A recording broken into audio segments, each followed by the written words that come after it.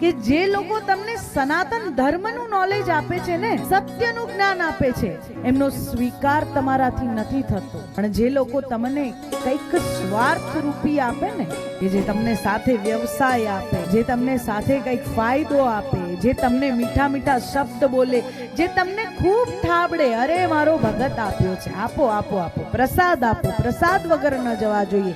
એક દિવસના પ્રસાદ કરતા જીવનમાં આ જ્ઞાન, કૃષ્ણ તત્વ કોણ છે, જાણકારી, શાસ્ત્ર શું છે, સનાતન ધર્મ શું છે, વેદ શું છે, એ જાણકારી હોવી વધુ જરૂરી છે. એ પ્રસાદ તો તમે છે ને ઘરે જઈને બનાવીને પોતાના મંદિરમાં ધરાવીને જમશો ને તો પણ તમને પરમાત્મા એ જ આશીર્વાદ આપશે, અને મંદિરમાંથી લઈને જમશો તો પણ એ જ આશીર્વાદ આપશે.